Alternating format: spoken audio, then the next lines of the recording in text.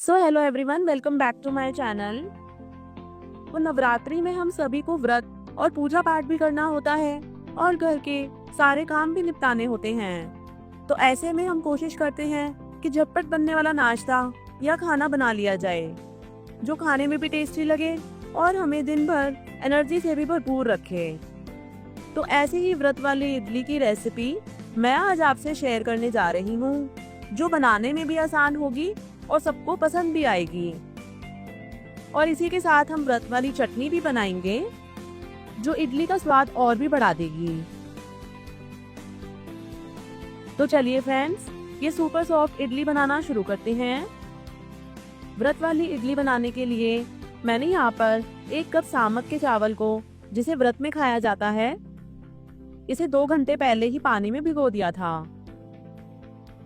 अब अगर आप सुबह की जल्दबाजी में ये नाश्ता बना रहे हैं तो उस समय इतना समय नहीं होता, तो इन चावलों को आप रात को ही भिगोकर रख सकते हैं। तो फिलहाल गर्मी चल रही है, तो भिगोकर आप इन्हें फ्रिज में भी रख सकते हैं। सामक के चावल से बनाई गई चीजें खाने में जितनी स्वादिष्ट होती हैं, उतनी ही ज्यादा पौष्टिक भी होती हैं, क्योंकि ये एक तरह के घास के बीज होते हैं जो काफी ज्यादा हेल्दी भी होते हैं। तो आप जरूर से इनको इस्तेमाल करें, व्रत में ही नहीं बल्कि डेली की डाइट में भी आप इन्हें शामिल कर सकते हैं। ये एकदम ग्लूटेन फ्री होते हैं। और यहाँ पर 1 कप सामक के चावल के साथ ही मैंने 2 घंटे पहले आधा कप साबूदाना को भी पानी में भिगो दिया था। तो साबूदाना में मैंने पानी इतना ही डाला था कि बस ये अच्छे से फूल जाए। बहुत ज्यादा पानी नहीं डालेंगे, नहीं तो बैटर पतला हो सकता है। तो यहाँ पर अब साबूदाना काफी अच्छे से सॉफ्ट हो गया है, बहुत ही इजिली ये टूट रहा है। और अब इसे ग्राइंडर जार में हम ट्रांसफर कर लेंगे।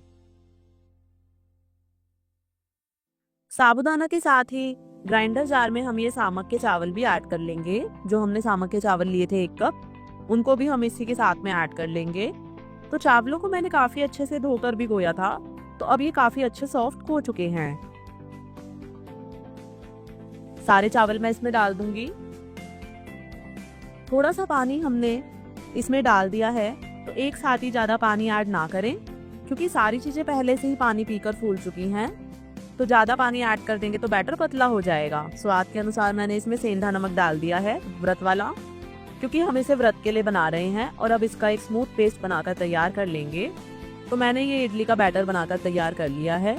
इसे फर्मेंटेशन की जरूरत नहीं है, बहुत ईजिली ये इडली बन जाती है। तो बस 10 से 15 मिनट का रेस्ट देंगे इसको। इसके लिए इसे एक बाउल में मैंने ट्रांसफर कर लिया है और कवर करके इस बैटर को ऐसे ही छोड़ देते हैं। तब तक हम नारियल की चटनी बना लेते हैं। इसके लिए मैंने 1 कप ताजा नारियल लिया है और नारियल का जो पीछे का छिलका होता है उसे मैंने निकाल दिया है। अगर छिलका सॉफ्ट है तो आप इसे ऐसे भी ग्राइंड कर सकते हैं। तो यहाँ पर 1 कप मैंने कटा हुआ नारियल लिया है, इसे ग्राइंडर जार में ट्रांसफर कर लेते हैं। इसी के साथ डाल देंगे इसमें 2-3 चम्मच भुनी हुई और छिलका उतारी हुई मूंगफली। तो इससे चटनी का टेस्ट बहुत ही अच्छा आता है। 1 से 2 या अपने तीखेपन के हिसाब से आप इसमें हरी मिर्च ऐड कर दें। साथ ही 1 इंच अदरक का टुकड़ा मैंने छीलकर और काट कर लिया है। अब स्वाद के अनुसार सेंधा नमक ऐड कर लेंगे, जो व्रत में खाया जाता है। अब पानी डालते हुए इसका एक स्मूथ पेस्ट बनाकर हम तैयार कर लेंगे। आप चाहे तो इसमें दही डालकर भी इसका पेस्ट बना सकते हैं। तो ये सारी चीजों का बढ़िया सा पेस्ट बनाकर हमने तैयार कर लिया है। अब इसे एक बाउल के अंदर ट्रांसफर कर लेते हैं। इस चटनी को ऐसे भी खा सकते हैं और इस पर हम तड़का लगाएंगे तो इससे ज्यादा स्वाद और ज्यादा बढ़ जाएगा। इसके लिए एक पैन में लेंगे 1 से 2 छोटे चम्मच तेल या घी। अगर आप तेल खाते हैं व्रत में, तेल का इस्तेमाल कर सकते हैं, नहीं तो घी का ही इस्तेमाल करें। अब जैसे ही घी गर्म हो जाए, इसके अंदर सबसे पहले हम डालेंगे आधा छोटा चम्मच जीरा। क्योंकि व्रत में नॉर्मली राई या सरसों वगैरह नहीं डाली जाती है, इसलिए मैं नहीं डाल रही हूँ।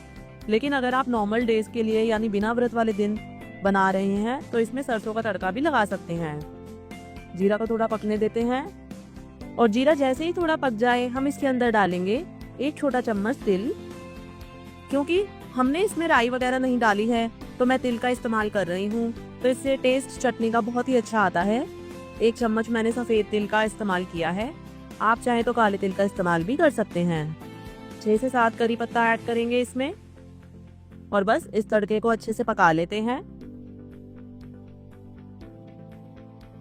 घी के अंदर तड़का ज़्यादा जल्दी पक्का तैयार हो जाता है, तो लगातार चलाते हुए फटाफट से इसे पका लेते हैं। जैसे ही तेल चटकने लगे, सारी चीज़ें अच्छे से पक जाएं, गैस का फ्लेम ऑफ कर देंगे और इस तड़के को अब हम चटनी के ऊपर लगा देंगे। तड़के को चटनी के अंदर मिक्स कर लेते हैं। तो ये हमारी बहुत ही हेल्दी और टेस्टी चटनी भी बनकर तैयार हो गई है। इडली के साथ ये खाने में काफ़ी ज़्यादा टेस्टी लगती है। फ्रिज के अंदर आप इसे 2 से 3 दिन के लिए भी स्टोर कर सकते हैं। थोड़ा सा मैंने धनिया पत्ती भी ऐड कर लिया है। अगर आप व्रत में नहीं खाते हैं धनिया पत्ती तो स्किप कर सकते हैं। तो चलिए, चटनी बनकर तैयार है। अब हम इडली भी बना लेते हैं।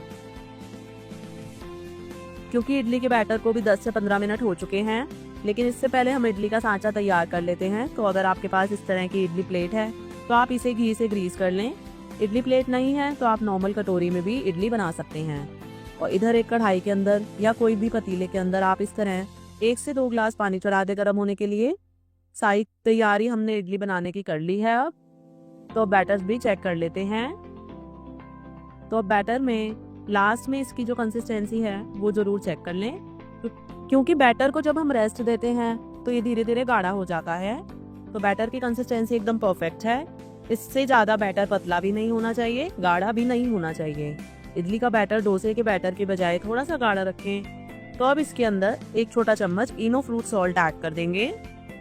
और अगर आप चाहें तो आधा छोटा चम्मच इसके अंदर सोडा भी ऐड कर सकते हैं। इसे अच्छे से मैं मिक्स कर लेती हूँ अब। और अब जैसे ही हम इसके अंदर इनो डालेंगे तो देखिए कैसे ये जो बैटर है वो फूलने लगा है और इसमें अच्छे बढ़िया बबल्स भी आने लगे हैं।